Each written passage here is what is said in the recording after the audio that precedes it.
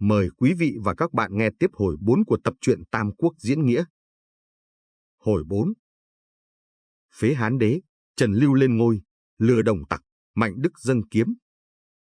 Trác muốn giết Viên Thiệu, Lý Nho can rằng việc chưa định xong không nên giết càn. Viên Thiệu tay cầm thanh bảo kiếm, cáo từ các quan trở ra, treo trả cờ tiết ở cửa đông rồi bỏ về Ký Châu. Trác bảo với quan thái phó Viên Ngũi rằng, cháu ngươi vô lễ, ta tha cho nó cũng là nể ngươi. Việc phế vua lập Trần Lưu, người nghĩ thế nào? Ngũi thưa rằng, thái úy nghĩ thế phải đấy. Trác lại nói, ai dám ngăn trở việc lớn này, thì ta sẽ lấy phép quân trị tội. Các quan sợ hãi, đều nói, ngài dạy thế xin vâng. Cuộc yến tan, Trác hỏi quan thị trung là Chu Bật và quan hiệu úy Ngũ Quỳnh rằng, Viên Thiệu phe này đi, rồi sẽ ra sao? Chu Bật đáp, Viên Thiệu căm giận mà đi, hễ truy nã giết quá tất sinh biến. Và lại họ Viên, đã 4 đời làm quan đến bậc tam công, thiên hạ được nhờ nhiều lắm, học trò, đầy tớ đâu đâu cũng có. Nếu hắn thu dùng hào kiệt, tập họp đồ đảng, rồi những anh hùng trong thiên hạ nhân đó khởi lên, đất Sơn Đông sẽ không ở trong tay ông nữa. Không bằng ông tha tội hắn cho hắn một chức quận thú gì đấy, thì hắn mừng được khỏi tội, sẽ không gây ra hậu hoạn nữa. Ngũ Quỳnh nói. Viên Thiệu là người thích mưu kế, nhưng không quyết đoán, không đáng lo cho lắm. Bất nhược cứ cho hắn một chức quận thú để thu phục lòng dân. Trác nghe lấy làm phải, ngay hôm ấy sai người đến phong cho Thiệu làm thái thú quận Bột Hải. Đến mồng 1 tháng 9, Trác rước vua ra ngự đền Ôn Đức, họp hết cả văn võ lại. Trác tay cầm gươm nói rằng, thiên tử ngu yếu, không trị vì được, nay có một bài sách văn đọc cho các quan nghe. Rồi sai Lý Nho tuyên đọc, vua Hiếu Linh mất sớm, vua sau nối ngôi, 4 bề ai ai cũng trông mong. Này xét ra vua ta, thiên tử mỏng manh, kém vẻ uy nghi nghiêm chỉnh, cư tang biếng nhác, đức xấu đã rõ, không xứng ngôi lớn. Hoàng Thái Hậu không có uy nghi của người mẹ, nhiếp chính rối tung. Việc bà Vĩnh Lạc Thái Hậu mất dân chúng có nhiều dị nghị. Đối với đạo Tam Cương và giường trời đất, phải chăng có thiếu sót nhiều. Trần Lưu Vương tên hiệp, đức hạnh nghiêm trang, khuôn phép kính cẩn, cư tang thương xót, nói năng chính đính, lời hay tiếng tốt, thiên hạ ai ai cũng biết, nên nối ngôi vua, làm phép cho vạn thế. Này phế vua ra làm Hoàng Nông Vương, Thái Hậu thì phải trả quyền chính. Xin tôn Trần Lưu Vương lên làm Hoàng đế, ứng thiên, thuận nhân, để yên bụng thiên hạ. Lý Nho đọc xong bài chiếu Trác thép tả hữu vực vua xuống điện, lột tỷ thụ, bắt quỳ, ngoảnh mặt về phương Bắc, xưng thần nghe chiếu, lại bắt Hà Thái Hậu, cởi đồ phẩm phục ra mà đợi chiếu. Vua và Thái Hậu kêu khóc, quần thần trông thấy ai cũng xót xa bi thảm. Lúc ấy ở dưới thềm có một viên quan to, tức tối thét to lên rằng, thằng giặc Đồng Trác kia, mày dám lập mưu lừa trời dối đất, ta lấy máu cổ họng bôi vào mặt mày bây giờ. Nói rồi cầm cái bốt ngà xông thẳng vào đánh Đồng Trác. Trác giận lắm, sai võ sĩ bắt lại xem ai, thì là quan thượng thư Đinh Quản. Trác sai đem ra chém, Quản cứ luôn mồm chửi mắng Đồng Trác cho đến lúc chết rồi, thần sắc vẫn như lúc sống. Người sau có thơ than rằng, giặc Đồng lòng mang dạ khuyển lang cơ đồ nhà Hán đổ tan hoang. Trong triều văn võ mồm câm cả chỉ có Đinh Công Thực giỏi giang. Trác mời Trần Lưu Vương lên điện. Quần thần làm lễ mừng xong rồi, Trác sai bắt Hà Thái Hậu, vua và vợ vua là Đường Thị giam ở cung Vĩnh An, khóa cửa cung, cấm quần thần không ai được vào thăm. Thương thay, thiếu đế mới lên ngôi tháng 4, đến tháng 9 đã phải phế. Trần Lưu Vương, nhờ Trác được lên ngôi trời, vốn tên là Hiệp, tên chữ là Bá Hòa, là con thứ vua Linh Đế, tức là Hiến Đế về sau. Lúc lập lên, Hiến Đế mới lên 9 tuổi, đổi niên hiệu năm đầu là Sơ Bình. Đồng Trác là tướng quốc, lạy vua không phải xưng tên, vào chầu không phải bước rào, lên điện được đeo gươm, tác uy tác phúc, không ai bỉ được. Lý Nho khuyên Trác nên dùng những người có danh vọng để thu phục lòng người, nhân thể Lý Nho tiến cử tài năng Sái Ung. Trác cho với Sái Ung, Ung không chịu đến. Trác giận sai người bảo Ung hễ không đến thì giết cả họ. Ung sợ, phải đến. Trác thấy Ung đến, mừng lắm, 1 tháng thăng chức 3 lần, làm đến chức thị trung, Trác rất hậu đãi Ung. Thiếu đế, Hà Thái Hậu và Đường Phi bị giam ở cung Vĩnh An, đồ ăn, thức mặc, mỗi ngày một kém. Thiếu đế không lúc nào ráo nước mắt. Một hôm thiếu đế trông thấy hai con chim én bay ở trong sân, ngâm một bài thơ rằng, xanh xanh khóm cỏ dày, cặp én phất phơ bay. Trong veo dòng lạc thủy, người đồng nội khen hay. Xa trông mây thăm thẳm, cung điện cũ ta đây. Biết ai kẻ trung nghĩa, gỡ cho oán hận này. Đồng Trác thường thường sai người đến dò ý tứ, hôm ấy có kẻ bắt được bài thơ đem trình Đồng Trác. Trác nói rằng, làm bài thơ oán vọng này, đem giết đi là có cớ rồi. Bèn sai Lý Nho và 10 võ sĩ vào cung giết vua. Vua, Thái Hậu và Đường Phi đương ở trên lầu, thấy người cung nữ báo rằng có Lý Nho đến, vua sợ giật mình. Nho đem rượu thuốc độc dâng vua. Vua hỏi việc gì? Nho thưa: ngày xuân mát mẻ, Đồng tướng quốc sai tôi đem dâng chén rượu thọ. Thái Hậu bảo Lý Nho, có phải rượu thọ thì ngươi thử uống trước đi.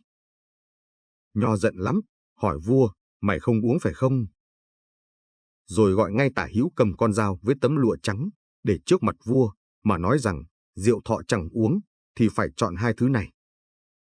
Đường Phi quỳ xuống nói rằng, thiếp xin thay vua uống chén rượu này, xin ngài để toàn mệnh cho hai mẹ con vua. Lý Nho quát mắng, mày là đứa nào, mà dám đòi chết thay vua? Nho cầm chén rượu đưa cho Hà Thái Hậu và bảo rằng, bà phải uống trước đi. Hà Thái Hậu mắng nhiếc Hà Tiến là đồ vô mưu, đem giặc vào kinh đô, để có cái vạ ngày nay. Nho bức vua phải uống rượu. Vua nói, hãy khoan, để ta cùng Thái Hậu từ biệt đã. Rời đất trao, răng sao cũng đổ bỏ ngôi sao, ra chỗ phiên phong bởi ai nên sự lạ lùng. Việc đời ngán ngẩm, dòng dòng châu tuôn. Đường Phi cũng làm bài ca rằng, rời nghiêng đất lại lở tan phận mình thê thiếp, trái oan lạ thường.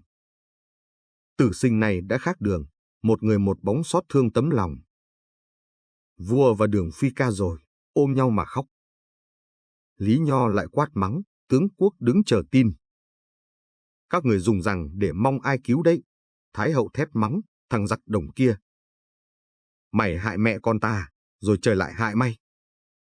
Chúng bay cùng đảng với nhau làm điều ác, rồi chúng bay sẽ chết cả họ cho mà xem. Nho tức lắm, hai tay tóm lấy Thái Hậu ném xuống dưới lầu, giết chết, lại sai võ sĩ thắt cổ Đường Phi, rót rượu độc bắt thiếu đế uống chết, rồi về báo Đồng Trác. Trác sai đem táng ba mẹ con ở ngoài thành. Tự bấy giờ, Trác đêm nào cũng vào cung thông dâm với các cung nữ, đêm thì lên ngủ trên sập rồng. Thường thường Trác hay đem quân ra ngoài thành. Một bữa Trác đến Dương Thành. Bấy giờ đang tháng 2, dân mở hội hát, con trai con gái tụ họp nhau xem hội rất đông. Trác sai quân vây cả lại, rồi giết sạch cướp đàn bà con gái và của cải chất đầy xe, treo hơn 1000 đầu lâu ở dưới xe, nối đuôi nhau kéo về kinh đô, nói phao lên rằng đi đánh giặc thắng trận. Trác lại sai đốt đầu lâu người ở dưới cửa thành, còn đàn bà con gái và của cải thì đem chia cho quân sĩ. Quan Việt kỵ hiệu úy tên là Ngũ Phu, tên chữ là Đức Du, thấy Đồng Trác tàn bạo quá, tức giận lắm, thường mặc áo giáp nhỏ vào trong áo đại trào, dắt một con dao ngắn, rình tiện dịp để giết Trác. Một hôm Trác vào chầu, Phu ra đón. Lúc Trác đến dưới gác, Phu rút dao ra đâm, không ngờ sức Trác khỏe hơn, hai tay ôm chặt được Phu. Lã Bố trông thấy chạy lại lôi Phu ra vật ngã xuống. Trác hỏi Ngũ Phu rằng, ai xui mày làm phản? Phu trợn mắt thét mắng rằng, mày không phải là vua ta không phải là tôi mày, sao lại gọi là phản được? Tội mày đầy trời, ai là chẳng muốn giết mày. Ta tiếc rằng không xé nhỏ được xác mày ra để tạ thiên hạ. Trác tức lắm, sai đem Ngũ Phu ra mổ. Phu cứ mắng chửi Đồng Trác không buông miệng cho đến lúc chết. Đời sau có thơ khen Ngũ Phu rằng, Ngũ Phu này cũng bậc anh hùng, tiết liệt xem ai được thế không? Đánh giặc, hãy còn danh tiếng để, nghìn thu vòng vặc mảnh gương chung. Đồng Trác từ khi ấy ra vào thường có quân sĩ mặc áo giáp đi theo hộ vệ. Viên Thiệu bấy giờ ở Bột Hải, nghe thấy Trác lộng quyền, sai người đưa mật thư cho tư đồ Vương Doãn. Thư rằng, giặc Trác đốt trời bỏ chúa. Người ta đau xót đến nỗi không nỡ nói, thế mà ông cứ mặc kệ, để nó lăng ngược như con cá nhảy vượt qua đăng, làm thinh như không nghe không thấy, sao gọi là người trung thần ái quốc. Thiệu này chiêu tập binh mã cũng muốn vì nhà vua, quét sạch quân giặc, nhưng chưa dám kinh động. Ông nếu cùng lòng với tôi, xin tìm cơ hội lo tính ngay đi. Có việc gì sai khiến, tôi xin vâng mệnh. Vương Doãn được thư, nghĩ mãi không tìm được kế gì. Một hôm đang lúc chầu ở nội các, Doãn thấy ở đó đủ mặt các cựu thần, bèn nói với các quan rằng, hôm nay là ngày sinh nhật lão phu. Đến chiều xin mời các quan quá bước đến nhà lão phu xơi rượu. Các quan đều nhận lời, hẹn đến chiều sẽ đến chúc thọ. Chiều hôm ấy Doãn mở tiệc ở hậu đường, các quan đến cả. Rượu được vài tuần, tự nhiên Doãn che mặt hu hu khóc. Các quan giật mình hỏi rằng, hôm nay là ngày sinh nhật của quan Tư Đồ, sao ngài lại khóc như vậy? Doãn thưa rằng, hôm nay có phải là sinh nhật của tôi đâu. Tôi vì có một việc muốn nói với các vị, nhưng sợ Đồng Trác sinh nghi, cho nên mượn cớ nói thác ra thế. Thằng Trác dối vua lộng quyền, xã tắc nay mai đổ mất. Đức Cao Hoàng ngày xưa đánh nhà Tần, diệt nước Sở, bao nhiêu công phu mới nên được cơ đồ này, ngờ đâu nay mất vào tay thằng Đồng Trác. Tôi khóc là vì thế, các quan nghe nói cũng đều khóc cả. Trong đám ngồi có một người, vỗ tay cười ầm lên mà nói rằng, các quan thử khóc từ tối đến sáng, lại khóc từ sáng đến tối, xem có khóc chết được thằng Đồng Trác không. Doãn ngoảnh lại xem ai, thì là Kiệu Kỵ úy Tào Tháo. Doãn giận nói rằng, tổ tôn nhà người cũng ăn lộc nhà Hán, sao nhà người không biết nghĩ cách báo quốc, lại còn cười à? Tháo nói, tôi cười, có phải cười gì đâu. Cười là các quan không biết nghĩ kế gì trừ được thằng Đồng Trác. Tháo này tuy không có tài cán gì, nhưng xin lập tức chặt đầu thằng Đồng Trác, treo ở cửa phủ để tạ thiên hạ. Doãn liền đứng dậy hỏi rằng, Mạnh Đức có kế gì tài thế?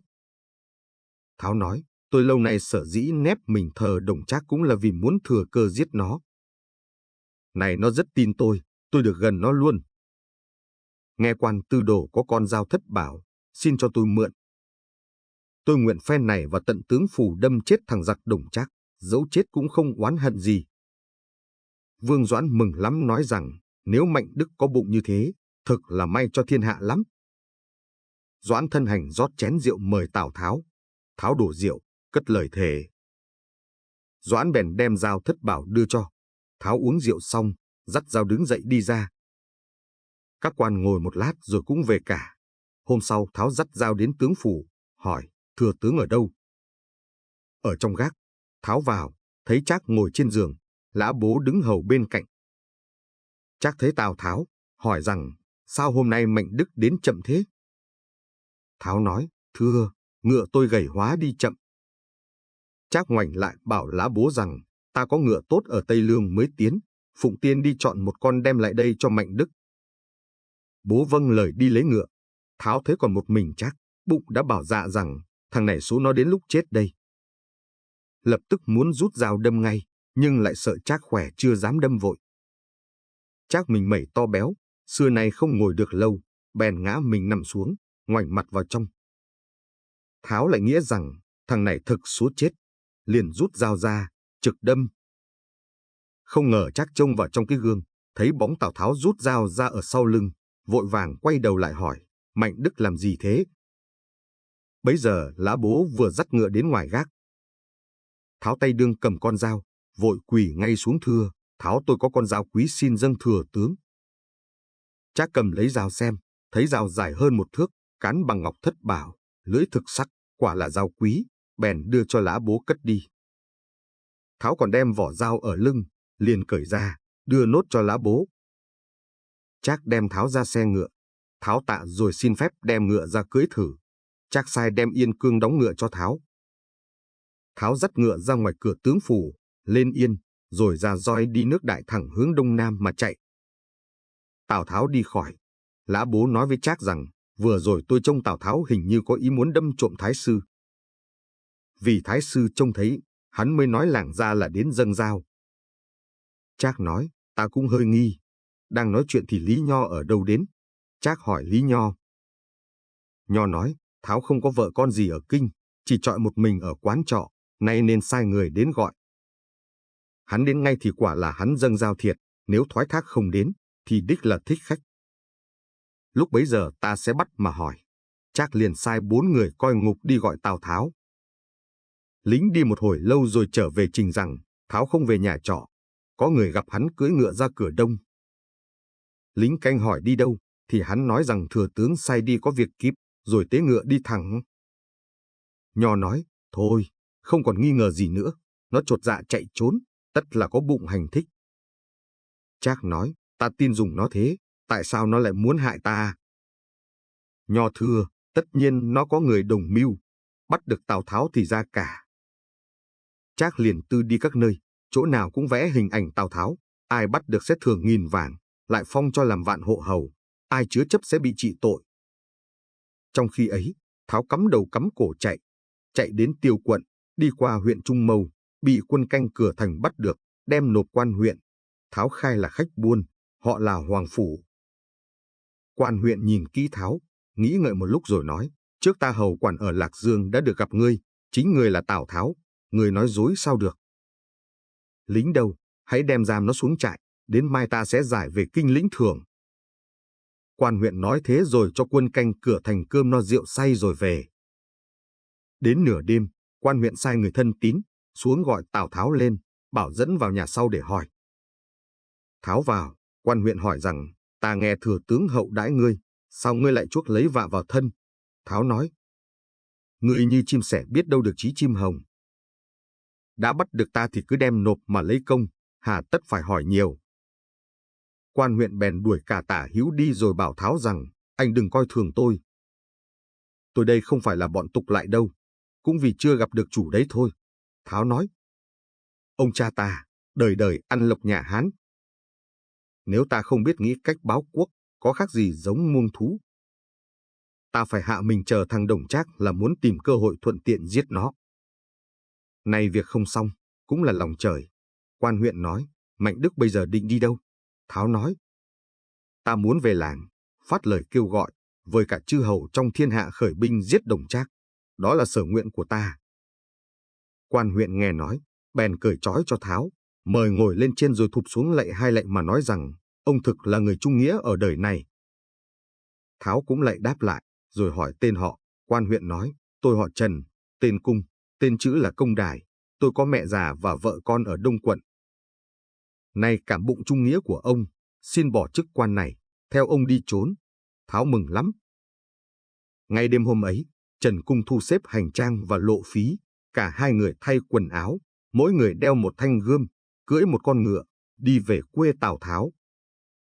Đi được 3 hôm đến thành Cao, trời đã sâm sẩm tối. Tháo cầm roi ngựa, trỏ vào một đám cây cối tùm bảo Cung rằng, ở trong này có Lã Bá Sa là bạn kết nghĩa với cha tôi.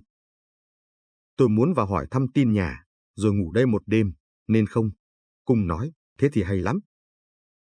Hai người đến cửa trại xuống ngựa vào chào Lã Bá Sa. Sa hỏi Tháo rằng, ta nghe triều đình tầm nã anh gấp lắm. Cha anh phải lánh sang ở Trần Lưu rồi, sao anh đến được đây? Tháo bèn đem chuyện đầu đuôi kể với Lã Bá Sa, rồi lại trỏ vào Trần Cung nói, nếu không gặp được quan huyện đây, thì bây giờ đã thịt nát xương tan rồi.